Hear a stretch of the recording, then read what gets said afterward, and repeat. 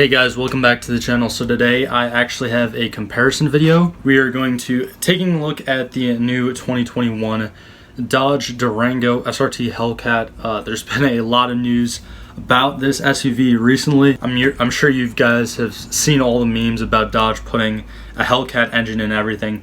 But pretty much today, we're not actually just going to be focusing on that vehicle. We're actually going to be comparing the hypothetical new numbers of this Durango Hellcat to the existing numbers of the 2020 Jeep Grand Cherokee Trackhawk. So as most of you may know, that Trackhawk, it has the Hellcat powertrain in it already. It is all-wheel drive.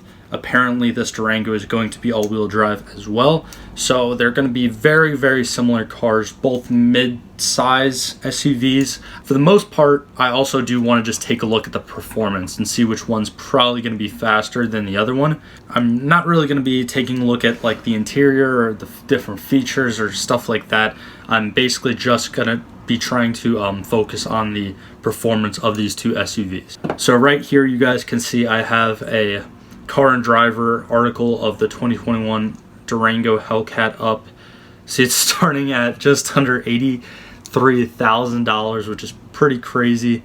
But apparently this SUV is going to make 710 horsepower compared to the normal 707 brake horsepower that you see out of these Hellcat drivetrains. So maybe, I guess they're opening up the exhaust a little more. It goes into, it should hold like 8,700 pounds. Again, I don't want to be talking about that too much. So this is definitely one thing I want to focus on. So this section right here, you can see Dodge apparently claims that this SUV is going to be able to accelerate from 0 to 60 in 3.5 seconds with a quarter-mile time of 11.5 seconds, which is pretty amazing for an SUV. But definitely just keep that in mind, because looking at the Trackhawk has slower numbers, but I don't necessarily believe that this Durango Hellcat is actually going to be faster than the Trackhawk, and I'll get to that in a second.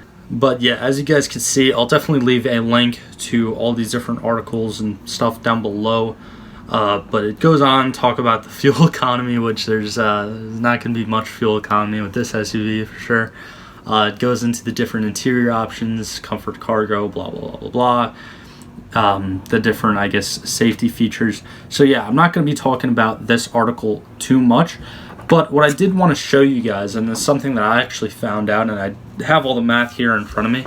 I basically compared the Jeep Trackhawk times to the hypothetical Dodge Durango Hellcat times that they think it's going to do, and I just wanted to see if it actually makes sense. And honestly, I don't think it makes sense, because right here we can see that the 2020 Jeep Grand Cherokee Trackhawk has a 0 to 60 time of 3.9 seconds compared to the hypothetical 3.5 seconds that the Durango Hellcat's going to push, and it actually does the quarter mile in 11.7 seconds.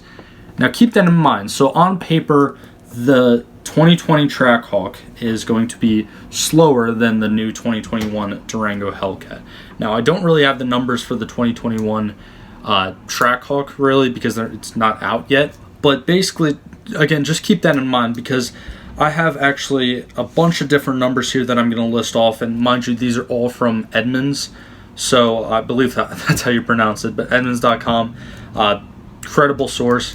So anyways, what I did, because most of you may know there's already a Durango SRT 392, so I actually took the curb weight from the 2021 Dodge Durango SRT 392, which is going to be 5,369 pounds, and I'm actually going to kind of make a hypothetical curb weight for the new 2021 Durango Hellcat.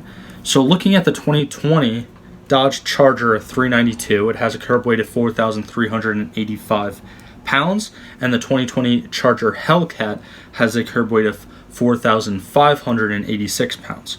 So there's a difference of 201 pounds when comparing the 2020 Charger 392 to the 2020 Charger Hellcat. And just to double check myself, I looked at the 2020 Challenger 392, and that has a curb weight a little bit lighter because it's the two-door. It has a curb weight of 4,230 pounds compared to the 2020 Challenger Hellcat that actually has a curb weight of 4,429 pounds. So there's a difference of 199 pounds. So basically between both the Charger 392s and the Charger Hellcats and the Challenger 392s and the Challenger Hellcats, you can expect a difference of plus 200 pounds when going from that 392 up to the Hellcat. Now, yes, the 392 is a larger displacement engine. I don't know if the block's the same. I'm pretty sure the block's the same, but it is a larger displacement engine, but the Hellcat does have the supercharger slapped on it. And we all know that the Challenger Hellcats, they're pretty much all the same cars, except again, the Charger is a little bit more heavier because it's the four-door. But for the most part, they don't really change that much throughout the trims, and I believe they both have that 8-speed shiftable automatic transmission, which you can also find in the Trackhawks as well as the new 2021 Durango Hellcats, apparently. So, taking that information, going back to the 2021 Durango SRT 392 curb weight, and like I said before, 5,369 pounds. I figured that the 2021 Durango SRT Hellcat should actually approximately weigh 5,570 pounds, give or take. So that being said, I am doing this all in American, by the way, so if you're using the metric system, you can kind of like use the conversions or whatever, but I'm doing pounds to horsepower, so just so you guys know. So anyways, I took that 5,570 pounds, that hypothetical curb weight, and divided it by the 710 brake horsepower that this new Durango Hellcat should make. And I got a power to weight ratio of 7.845 pounds per horsepower. So 7.845. Keep that in mind, right? So now looking at the 2020 Jeep Trackhawk, now mind you, they're probably going to get better. I doubt that they're going to get heavier and slower in the newer year. But looking at the 2020 Jeep Trackhawk, it actually has a curb weight of less than 5,500 pounds. It actually has a curb weight of 5,363 pounds. And it does only make 707 horsepower, which 3 horsepower difference. I have a feeling the new Durango Hellcat's going to make that 3 extra horsepower, probably because it's going to have a little bit more open exhaust, I guess. But anyways, to get back to the Trackhawk, I took that 5,363 pound curb weight and divided it by the 707 brake horsepower that SUV produces. And I actually got a power to weight ratio of 7.586 pounds per horsepower. So definitely a significant difference between the Hellcat and the Durango Hellcat and the Jeep Trackhawk.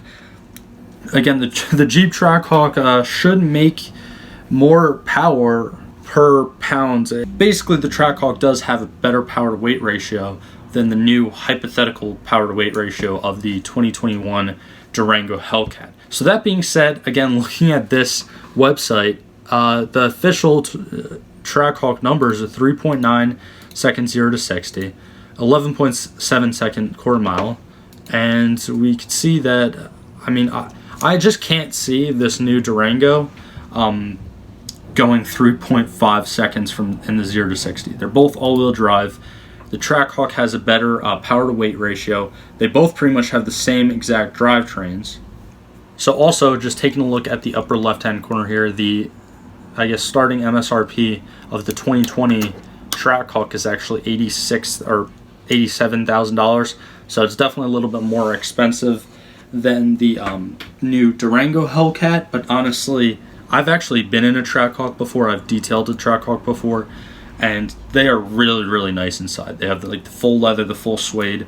Hopefully the Durango Hellcats are just as nice. Again, I don't really want to get into the features and the interior that much. Just trying to look at the performance. But yeah, I mean, this is kind of like my take on it, because, I don't know, just looking at the numbers, like, mind you, Dodge, Mopar in general, in recent years, has really not disappointed when it comes to performance. They have, however, disappointed when it comes to making their cars reliable, but I'm not going to talk about that. Anyways, yeah, they continue to up the bar, up the horsepower numbers. It's absolutely crazy what they're doing. So I really hope they prove me wrong. I hope the new Durango turns out to be faster than the Trackhawk, and the new Trackhawk, like Trackhawks are beating stock Hellcats, which is kind of crazy, but I guess again, that all-wheel drive like really makes a difference from a dig. So yeah, I really hope that the new Durango is even faster, so it like breaks more boundaries. And again, everything that I'm saying now, I'm not gonna say it doesn't matter, but we don't really know anything until they're actually out on the road after, you know, the production is already released and someone actually takes this new Durango Hellcat against the Trackhawk and puts them on a drag strip. But this is just my opinion. This is kind of what I found out, and I figured I'd share it with you guys because for some reason it just doesn't make sense. I think that Dodge is just like hyping it up. Could be wrong. Maybe they actually did a 0 to 60 test already and did a whole quarter-mile test already, and this is their actual numbers. But I don't know. In my eyes, on paper, the Trackhawk should be faster. It should accelerate faster. But who knows? Maybe the Durango Hellcat actually truly is going to be the faster new Mopar SUV on the scene. And again, guys, I got all these numbers from Edmunds.com, and I just did the math myself. So yeah, let me know what you guys think down in the comments below. And also let me know that if the Trackhawk actually does continue to be a little bit faster than the Durango Hellcat, let me know if you think it's worth the extra, I guess, additional bump in price, because it is going to be more expensive than the new Durango Hellcat. But anyways, guys, like always, definitely be sure to leave a like down below. Subscribe if you haven't already. We are very close to monetization, which is an awesome thing. And again, like I said previously, once I do get monetized, once I hit that 1,000 subscriber mark, I'm going to be doing a full review of my car, like my regular car reviews I've done in the past. And also, if you're a Mopar fan, I guess new to my channel, I'll probably put a link up in the video somewhere. Definitely go check out the review I did actually on a Charger Hellcat not that long ago. But anyways, guys, like always, thank you guys for all the support, and I'll see you guys in the next one.